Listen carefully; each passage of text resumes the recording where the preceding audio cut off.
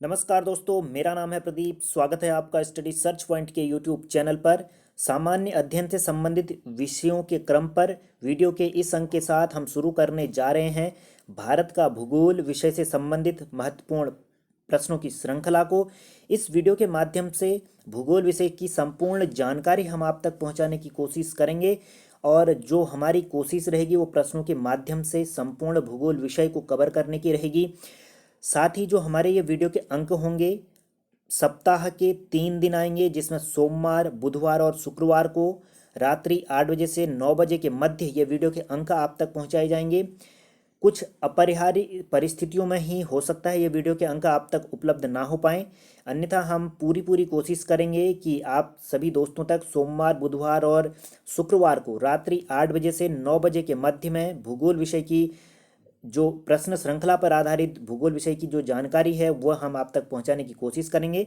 Video अगर पसंद आता है तो अपने साथियों से साझा करें। वीडियो के अंकों पर आप अपनी प्रतिक्रिया अवश्य जाहिर करें। वीडियो में किसी भी तरह के सुधार को लेकर के, किसी भी तरह की त्रुटि को लेकर के आप कमेंट बॉक्स में कमेंट करें। हमारे चैनल पर आप पहली बार आए हैं तो चैनल को सब्सक्राइब करके बेल आइकन अवश्य प्रेस करें, ताकि हमारे चैनल पर अपलोड किए जाने वाली वीडियो का नोटिफिकेशन आपको मिलता रहे। साथ ही ज़्यादा से ज़्यादा साथियों तक हमारे वीडियो के अंकों को आप साझा करें, हम ऐसी आपसे उम्मीद रखते हैं। इसके अलावा हमारे चैनल पर उत्तराखंड से संबंधित जो परीक्षाएं हैं उनके वीडियो के अंक भी आप तक पहुंचाए जा रहे हैं, जिसमें आप देख रहे होंगे कि उत्तराखंड जो वन दरोगा भर्ती परीक्षा 2020 में होनी है, उसके लिए वीडियो के अंक विज्ञान विषय के आप तक पहुंचाए जा रहे हैं। साथ ही उत्तराखंड से संबंधित अन्य जानकारियां भी आप तक पहुंचाई जा रही हैं। तो इनसे संबंधित वीडियो के अंक आप हमारे चैनल के प्लेलिस्ट में जा करके देख सकते हैं। तो चलिए शुरू करते हैं आज का अपना ये वीडियो का अंक। इस वीडियो के अंक में 10 प्रश्न यहाँ पर होंगे और जिसमें हम सबसे पहले देखेंगे भारत के सामान्य परिचय के बारे में जो प्रश्न हैं उस पर चर्चा करेंगे। इसके बाद अगले वीडियो के अंकों में भारत का जो अक्षांशीय देशांतरी विस्तार है, साथ ही भारत का मानक समय है, भारत का जो भौगोलिक विभाजन है, इन सारी चीज़ों को क्रम से यहाँ पर देखने की कोशिश करेंगे। प्रश्नों के माध्यम से पूरे भूगोल विषय की जानकारी आप तक पहुंचाएंगे।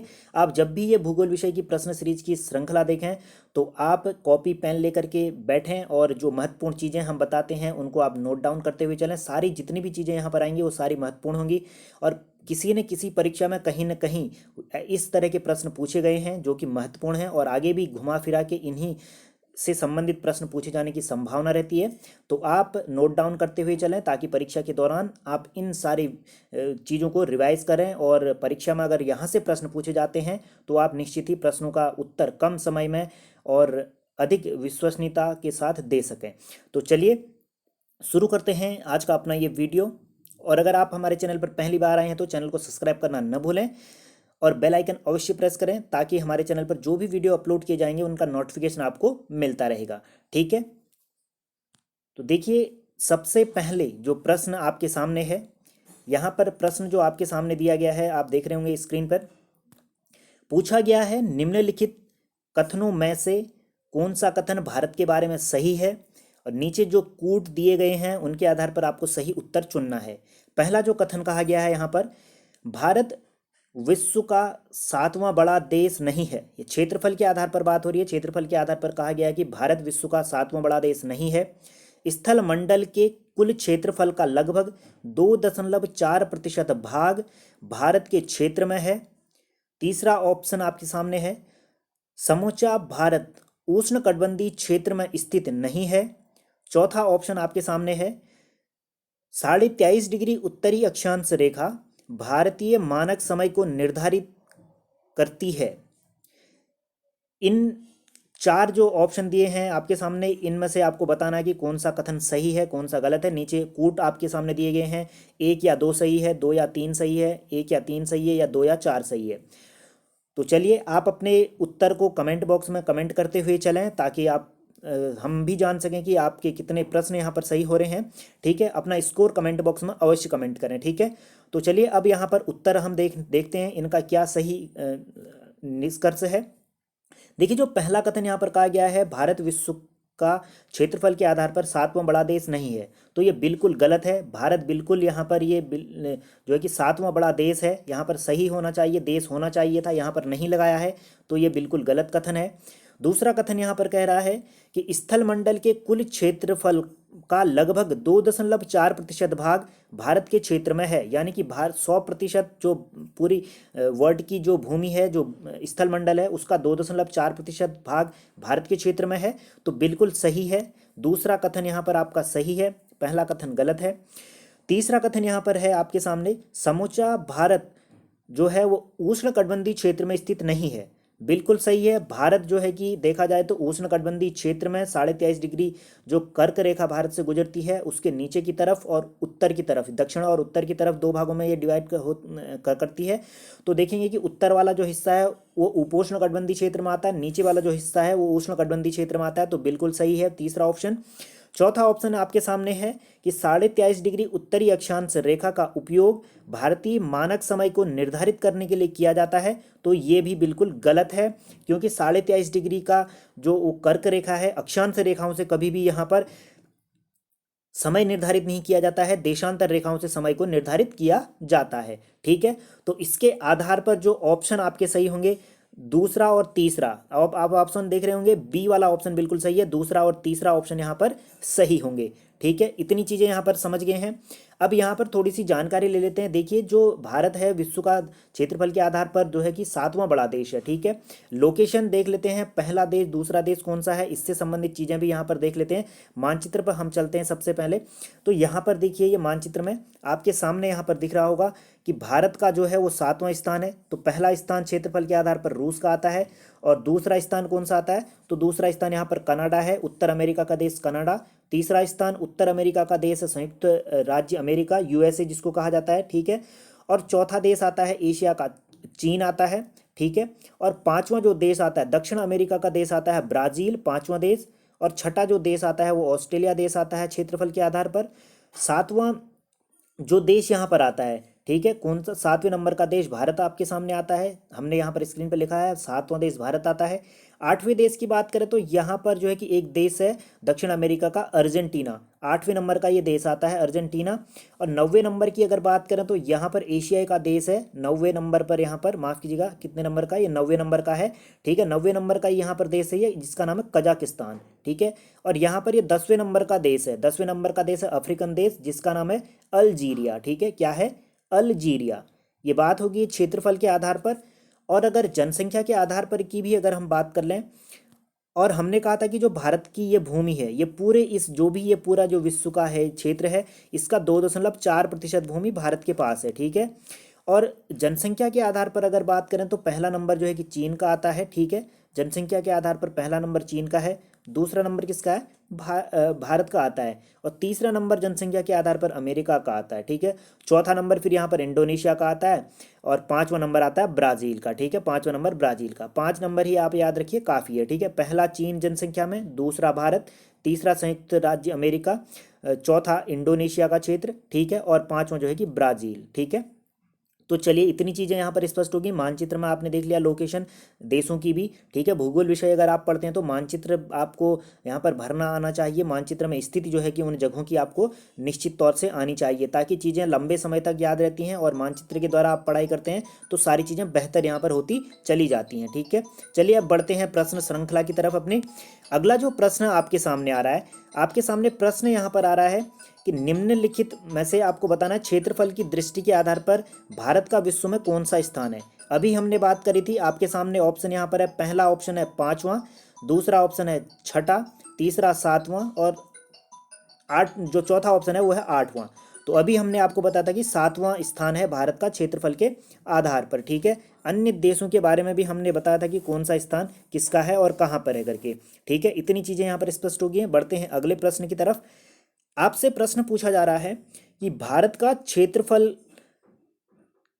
क्षेत्रफल संसार के क्षेत्रफल का जो है कि 2.4% है, परंतु कथन आपके सामने दिए गए हैं। ऑप्शन ए, संपूर्ण मानव जाति का 19% जनसंख्या भारत में निवास करती है, संपूर्ण मानव जाति का 17% जनसंख्या भारत में निवास करती है, संपूर्ण मानव जाति का 18% जनसंख्या भारत में निवास करती है, और संपूर्ण मानव जाति का 20% जनसंख्या भारत में निवास करती है। तो क्षेत्रफल में हमने आपको बताया था कि भारत का 7वां स्थान है, और जनसंख्या के आधार पर दूसरा स्थान है, और जो है कि कुल क्षेत्रफल जो है कि भारत का जो पूरे विश्व के परिप्रेक्ष्य में 2.4% भाग भारत के पास है ज़मीन का। तो आपको बताना है कि जो मानव जाति के आधार, जनसंख्या के आधार पर कितने प्रतिशत जनसंख्या भारत में निवास करती है।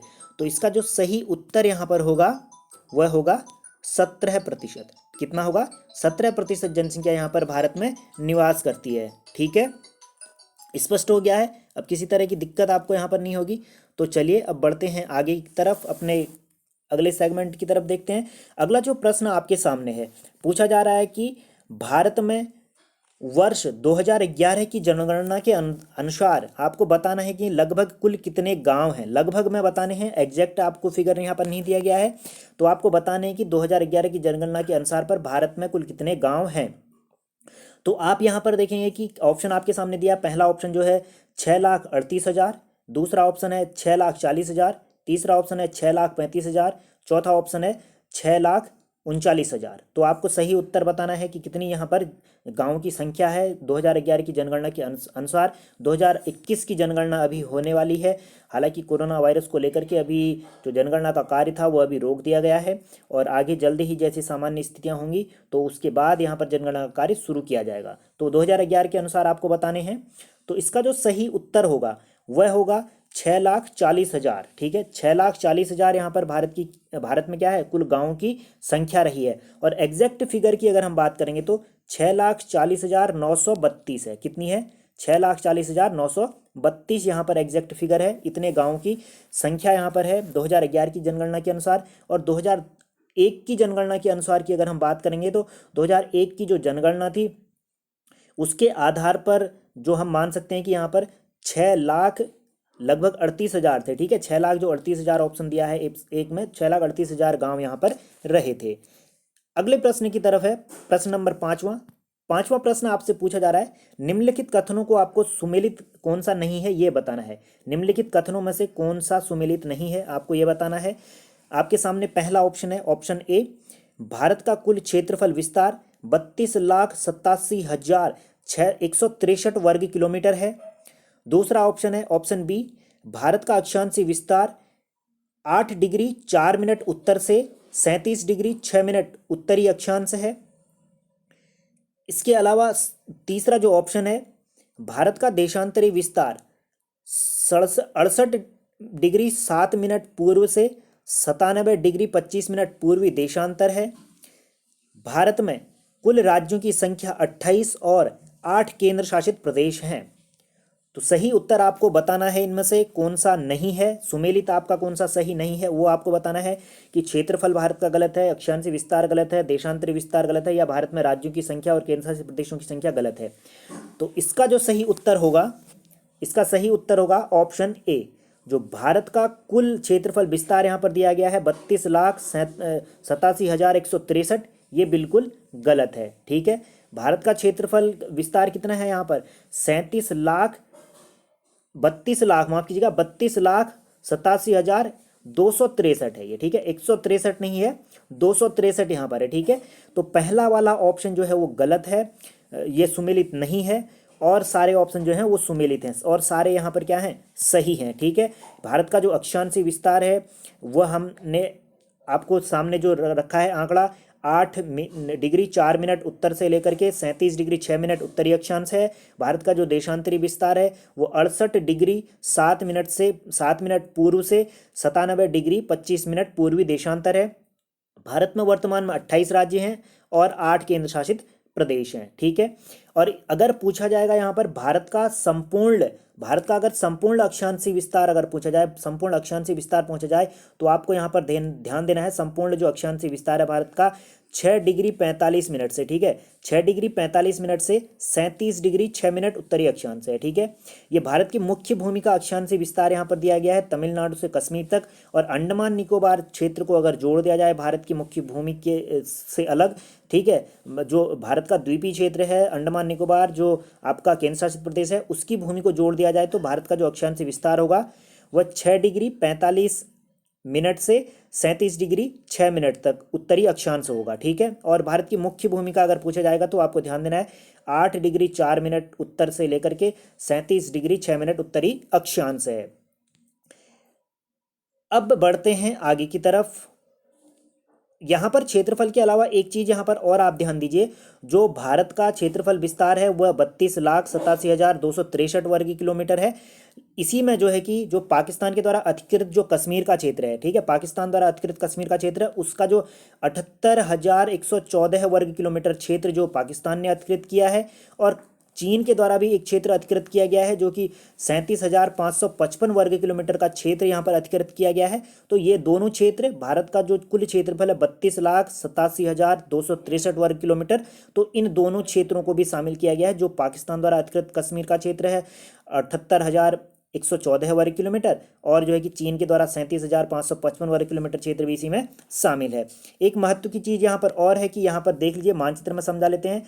भारत का जो यहाँ पर उत्तर से पूर्व और उसके बाद जो है कि पूर्व से पश्चिम की जो उत्तर से दक्षिण, पूर्व से पश्चिम की जो दूरी है, ठीक है, यानी कि पूर्व से पश्चिम ये वाला क्षेत्र, पूर्व से पश्चिम, ठीक है, गुजरात से लेकर अरुणाचल प्रदेश की जो भारत की यहाँ पर दूरी रहेगी, वह दूरी रहेगी 2,933 किलोमीटर, ठीक है, 2,933 किलोमीटर रहेगी। गुजरात से लेकर के अरुणाचल प्रदेश की दूरी, अरुणाचल प्रदेश से गुजरात तक की दूरी जो है रहेगी 29-33 किलोमीटर है, ठीक है, 29-33 किलोमीटर है। और अगर पूछा जाए उत्तर से दक्षिण की दूरी, यहाँ पर कश्मीर से कन्याकुमारी तक की दूरी भारत की जो है वह है आपकी 3214 है, यानी कि 3,214 किलोमीटर है, ठीक है, 3,214 किलोमीटर। उत्तर से दक्षिण की दूरी, पूर्व से पश्चिम की दूरी 29-33 यानी 2,933 किलोमीटर है, ठीक है। इतनी चीज़ें यहाँ पर आपको स्पष्ट हैं, हो गई हैं। तो चलिए अब बढ़ते हैं आगे प्रश्न पर, देखते हैं छठे नंबर का क्या प्रश्न यहाँ पर पूछा जा रहा है आपसे। पूछा जा रहा है आपसे छठे नंबर का जो प्रश्न है, आपसे पूछा जा रहा है कि संपूर्ण भारत का अक्षांशीय विस्तार पूछा जा रहा है, ठीक है। संपूर्ण भारत का अक्षांशीय विस्तार अभी हमने आपको बताया था, संपूर्ण भारत का अक्षांशीय विस्तार कितना है। तो ऑप्शन आपके सामने है। पहला जो ऑप्शन है 6 डिग्री 45 मिनट दक्षिणी अक्षांश से लेकर के 37 डिग्री 6 मिनट उत्तरी अक्षांश, और 6 डिग्री 45 मिनट दक्षिणी अक्षांश से लेकर के 37 डिग्री 6 मिनट उत्तरी दक्षिणी अक्षांश, 6 डिग्री 45 मिनट उत्तरी अक्षांश से लेकर के 35 डिग्री 6 मिनट दक्षिणी अक्षांश, 6 डिग्री 45 मिनट उत्तरी अक्षांश से लेकर के 37 डिग्री 6 मिनट उत्तरी अक्षांश। तो कौन सा इसमें सही उत्तर है आपको बताना है। तो इसका जो सही उत्तर होगा ऑप्शन नंबर डी सही होगा। यहाँ पर आप देखिए, जो अक्षांशीय विस्तार होता है वो हमेशा उत्तरी अक्षांशीय विस्तार होता है, उत्तर का ही अक्षांशीय विस्तार होता है। देशांतरी विस्तार यहाँ पर उत्तरी, यहाँ पर दक्षिणी जो ऑप्शन दिए गए हैं वो सारे ऑप्शन गलत हो जाएंगे, क्योंकि जो अक्षांशीय विस्तार होता है वो उत्तर के क्षेत्र में ही होगा भारत का, क्योंकि भारत उत्तरी गोलार्ध में है, तो उत्तरी अक्षांश यहाँ पर कहलाएगा। दक्षिणी अक्षांश भारत के में नहीं आएंगे। क्यों नहीं आएंगे? क्योंकि जो भारत का यहाँ पर विस्तार है, जो ग्लोब में अगर विस्तार देखा जाए तो यहाँ पर जो है कि ये उत्तरी गोलार्ध में यहाँ पर है। देखिए, जो उत्तरी गोलार्ध की अगर हम बात करते हैं तो यहाँ पर से जो है कि जो है कि भूमध्य रेखा गुजरती है, तो भूमध्य रेखा के जो उत्तर की तरफ होता है वह जो है कि उत्तरी अक्षांश, जो नीचे की तरफ होता है दक्षिण की तरफ, वो दक्षिणी अक्षांश कहलाते हैं। तो इसीलिए भारत का जो अक्षांशीय विस्तार होगा वो हमेशा उत्तरी अक्षांशीय विस्तार रहेगा, दक्षिणी अक्षांशीय विस्तार यहाँ पर नहीं होगा। तो जितने भी दक्षिणी अक्षांशीय विस्तार के जो ऑप्शन है वो सारे के सारे गलत यहाँ पर हो जाएंगे। तो जो सही यहाँ पर उत्तर होगा वह उत्तर होगा ऑप्शन नंबर डी। भारत का जो संपूर्ण भूमि का जो अक्षांशीय विस्तार है 6 डिग्री 45 मिनट से लेकर के 37 डिग्री 6 मिनट उत्तरी अक्षांश है, जो कि अभी पहले भी हमने डिस्कस करा हुआ था। अगला प्रश्न है आपके सामने, पूछा जा रहा है कि उत्तरी तथा दक्षिणी ध्रुव में कुल मिलाकर कितनी अक्षांश रेखाएं हैं। अक्षांश रेखाओं की संख्या आपको बतानी है। उत्तरी और दक्षिणी ध्रुव में मिलाकर के कुल कितनी अक्षांश रेखाएं हैं। ऑप्शन ए है 179, ऑप्शन बी 180, ऑप्शन सी 179 दोबारा से यहाँ पर आ गया है, ये यहाँ पर टाइपिंग मिस्टेक हो रखी है, ठीक है, आपको इसमें ध्यान नहीं देना। यहाँ पर आप कर लीजिए 182 ऑप्शन आपके सामने दे दिया गया है। तो और तीसरा जो चौथा ऑप्शन है ऑप्शन डी 181। तो आपको बताना है कि कितने यहाँ पर रेखाएं कितनी यहाँ पर है रेखाएं हैं, अक्षांश रेखाएं उत्तरी और दक्षिणी ध्रुव को मिला करके। तो यहाँ पर जो ऑप्शन आपके सामने दिए गए हैं वो सारे ऑप्शन क्या होंगे, गलत हो जाएंगे, क्योंकि यहाँ पर जो सही उत्तर होना चाहिए 178 होना चाहिए। 179 की जगह 178 होना चाहिए, ठीक है। 178 टोटल अक्षांश रेखाएं होंगी। और अगर भूमध्य रेखा को जोड़ दिया जाए, अगर पूछा जाता कि कुल अक्षांश रेखाओं की संख्या कितनी है, तो तब जाकर के 79 यहाँ पर अक्षांश रेखाओं की संख्या हो जाती, क्योंकि इसमें भूमध्य रेखा को भी जोड़ दिया जाता है। और भूमध्य रेखा को अगर नहीं जोड़ते हैं तो उत्तरी अक्षांश में जो रेखाओं की संख्या है 89, और दक्षिणी अक्षांश में जो रेखाओं की संख्या है वो भी 89 है। 89 और 89 को ऐड कर देंगे तो 178 यहाँ पर अक्षांश रेखाओं की संख्या हो जाएगी, टोटल उत्तरी और दक्षिणी ध्रुव को मिला करके। और संपूर्ण अक्षांश रेखाओं की अगर बात करेंगे तो 189 यहाँ पर 79 यहाँ पर हो जाएगी, ठीक है। 179 यहाँ पर हो जाएगी 179, ठीक है। अगला प्रश्न आपके सामने है, पूछा जा रहा है कि दो अक्षांश रेखाओं के मध्य की दूरी कितनी होती है। 8वें नंबर का प्रश्न है, दो अक्षांश रेखाओं के मध्य की दूरी कितनी है ये आपको बतानी है। ऑप्शन ए है 112 किलोमीटर, ऑप्शन बी है 111.33 किलोमीटर, ऑप्शन सी है 111 किलोमीटर, ऑप्शन डी है 112.33 किलोमीटर। तो सही उत्तर आपको बताना है। इसका जो सही उत्तर होगा वह ऑप्शन सी होगा, 111 किलोमीटर। दो अक्षांश रेखाओं के बीच की दूरी जो होती है वो हमेशा 111 किलोमीटर होती है, और हमें जो भी अक्षांश रेखाएं होती है वो हमेशा समान होती हैं। इन दोनों के बीच की दूरी पूर्व से पश्चिम की तरफ कहीं भी आप चले जाएं तो इनकी जो दूरी रहेगी, बीच के जो दूरी रहेगी वो समान रहेगी, 111 किलोमीटर ही रहेगी, ठीक है। भले ही आप पूर्व की तरफ जाएं, पश्चिम की तरफ जाएं, बीच मध्य में आएँ तो 111 किलोमीटर ही मिलेगी। दो अक्षांश रेखाओं के बीच की दूरी कितनी होती है, 111 किलोमीटर। और यहाँ पर जो 111.33 किलोमीटर जो ऑप्शन दिया गया है ये होती है देशांतर रेखाओं के मध्य की दूरी अधिकतम। ये अधिकतम दूरी होती है, देशांतर रेखाओं के मध्य की दूरी जो है अधिकतम होती है। ये कितनी होती है, अधिकतम होती है। क्योंकि देखिए जो देशांतर रेखाएं होती हैं, देशांतर रेखाएं धरती पर जो है कि लंबवत यहाँ पर खींची जाती है, ठीक है, ऊर्ध्वाधर खींची जाती हैं। इस तरह से देशांतर रेखाएं यहाँ पर ड्रॉ की जाती हैं। और जो आपकी अक्षांश रेखाएं होती हैं वो इस तरह से क्षैतिज यहाँ पर खींची जाती है, लेटी हुई रेखाएं होती हैं, वो कहलाती हैं अक्षांश। ये अक्षांश रेखाएं हैं और ये देशांतर रेखाएं हैं। तो देशांतर रेखाएं देखेंगे ध्रुवों की तरफ जो बढ़ती हैं तो इनके बीच की दूरी कम होती जाती है, और जो है कि अगर ये ध्रुवों से भूमध्य रेखा की तरफ आती है तो इनके बीच की दूरी आप देख रहे होंगे यहाँ पर जो है बढ़ जा रही है, ऊपर की तरफ आप देख रहे होंगे घट रही है। तो जिस तरह से यहाँ पर घट रही है और यहाँ पर बढ़ रही है, तो यहाँ पर की अधिकतम दूरी होती है 111.33 किलोमीटर, ठीक है। अक्षांश और देशांतर रेखाएं आपको समझ में आ गया होगा। जो ऊर्ध्वाधर खींची जाती हैं, इस तरह से लंबी जो लाइनें खींची जाती हैं, लंबवत जो लाइनें होती हैं वो आपकी देशांतर रेखाएं होती हैं। जो क्षैतिज यानी कि जो लेटी हुई रेखाएं होती हैं वह क्या कहलाती हैं, आपकी अक्षांश रेखाएं कहलाती हैं, ठीक है। 9वां प्रश्न है, 9वां प्रश्न आपसे पूछा जा रहा है कि ग्लोब पर खींची गई कुल देशांतर रेखाओं की संख्या आपको बतानी है। ग्लोब पर कितनी देशांतर रेखाएं खींची जाती हैं। ऑप्शन आपके सामने, पहला ऑप्शन है 281, दूसरा ऑप्शन है 390, तीसरा ऑप्शन है 320 और चौथा ऑप्शन है 360। तो सही उत्तर आपको बताना है। इसमें से जो सही उत्तर होगा 360, ऑप्शन नंबर डी सही उत्तर होगा, ऑप्शन नंबर चौथा।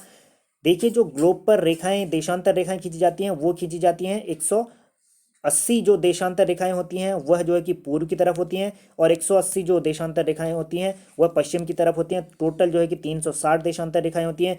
बीच में यहाँ पर जो कि ग्रीनविच 0 डिग्री देशांतर रेखा होती है, जिसको GTM रेखा कहा जाता है, ग्रीनविच मध्याह्न रेखा जिसको कहा जाता है, ठीक है। तो वह रेखा यहाँ पर होती है। तो आपको ध्यान देना है, जो भी ग्लोब पर देशांतर रेखाओं की संख्या होगी 360 होगी, पूर्व की तरफ इनकी संख्या 180 होगी, पश्चिम की तरफ इनकी संख्या 180 ही होगी, ठीक है। 180 180 360 हो जाएगी। और जो देशांतर रेखाओं की संख्या है वो यहाँ पर आपको स्पष्ट हो गई है। अक्षांश रेखाओं की संख्या हम इससे पहले बता चुके हैं, 178 होती है अगर भूमध्य रेखा को नहीं जोड़ा जाए, और उत्तरी और दक्षिणी गोलार्ध की अगर बात करेंगे, और अगर भूमध्य रेखा को जोड़ दिया जाए तो 179 इनकी संख्या हो जाती है अक्षांश रेखाओं की, ठीक है। आज का आखिरी प्रश्न है 10वां प्रश्न आपके सामने। अरुणाचल प्रदेश से गुजरने वाली अक्षांश रेखा, ठीक है, अरुणाचल प्रदेश से गुजरने वाला कोई अक्षांश रेखा है तो वह निम्नलिखित में से किन राज्यों से होकर गुजरेगा, यह प्रश्न आपसे पूछा जा रहा है, ठीक है। आपके सामने ऑप्शन ए है उत्तराखंड, उत्तर प्रदेश, हिमाचल, ऑप्शन बी है राजस्थान, उत्तर प्रदेश, हरियाणा, ऑप्शन सी है हरियाणा, हिमाचल, उत्तर प्रदेश, ऑप्शन डी है बिहार, सिक्किम और हिमाचल। तो आपको बताना था कि जो अरुणाचल प्रदेश से जो अक्षांश रेखा गुजरती है वह जो है कि अरुणाचल प्रदेश के अलावा भारत के किन निम्नलिखित राज्यों में से गुजरेगी। तो जो सही उत्तर इसका होगा आपके सामने ऑप्शन नंबर बी बिल्कुल सही होगा। देखिए जो अरुणाचल प्रदेश से जो रेखा गुजरती है, मीन जो अक्षांश रेखा है वो 28 डिग्री उत्तरी अक्षांश रेखा गुजरती है, ठीक है। 28 डिग्री उत्तरी अक्षांश रेखा अरुणाचल प्रदेश से होकर के गुजरती है, जो कि आपके राजस्थान से गुजरती है, उत्तर प्रदेश से गुजरती है, हरियाणा से गुजरती है, ठीक है। और इसके अलावा ये सिक्किम से भी होकर के गुजरती है, ठीक है। हिमाचल से नहीं गुजरती है, उत्तराखंड से भी नहीं गुजरती है, बिहार से भी नहीं गुजरती है। जो सही उत्तर आपका होगा, जो 28 डिग्री जो उत्तरी अक्षांश रेखा है जो कि अरुणाचल प्रदेश से गुजरती है, वह रेखा आपके राजस्थान राज्य से होकर के गुजरेगी, हरियाणा राज्य से होकर के गुजरेगी, उत्तर प्रदेश राज्य से होकर के गुजरेगी, और साथ ही साथ सिक्किम राज्य से भी ये 28 डिग्री उत्तरी अक्षांश रेखा गुजरती है, ठीक है। तो ये था हमारा भारत के से संबंधित जो महत्वपूर्ण जानकारी थी, भारत को परिचय को लेकर के महत्वपूर्ण जो प्रश्न रहे थे इसके माध्यम से हमने कोशिश करी भारत के एक जो विस्तार है, भौगोलिक जो विस्तार है, भारत का क्षेत्रफल है, भारत से संबंधित जो अन्य चीज़ें हैं, देशांतरी अक्षांशीय विस्तार है, उससे संबंधित चीज़ें आप तक हमने पहुँचाने की कोशिश करी इन 10 प्रश्नों के माध्यम से। तो इसी तरह वीडियो के अगले अंक में मिलेंगे जिसमें हम बात करेंगे भारत में कर्क रेखा, मध्याह्न रेखा, साथ ही जो है कि भारत में अन्य जो प्रमुख चीज़ें रही हैं प्राकृतिक विभाजन को लेकर के, सारी चीज़ों पर हम चर्चा करेंगे, ठीक है। तो चलिए इसी उम्मीद के साथ कि ये वीडियो का अंक आपको पसंद आया होगा, और साथ ही आप पसंद आने पर अपने साथियों से साझा करें। हमारे चैनल पर पहली बार आए हैं तो चैनल को सब्सक्राइब करना न भूलें। तो चलिए स्वस्थ रहें, मस्त रहें, अपनों का ध्यान रखें। नोवल कोरोना वायरस को लेकर के जो भी सरकार के द्वारा दिशा निर्देश यहाँ पर जारी किए जा रहे हैं उनका आप पालन करें, और एक जिम्मेदार नागरिक होने का फर्ज यहाँ पर निभाएं। आपके आसपास कोई भी अगर असहाय व्यक्ति है जो इस लॉकडाउन की परिस्थिति में एक संघर्ष कर रहा है और जिसके पास पर्याप्त मात्रा में अपनी रोज़मर्रा की ज़रूरत पूरा करने के लिए भी संसाधन नहीं है, तो आप उनकी मदद करें, ऐसी हम आपसे उम्मीद रखते हैं। और इसी के साथ मिलेंगे वीडियो के अगले अंकों में। जय हिंद, जय भारत।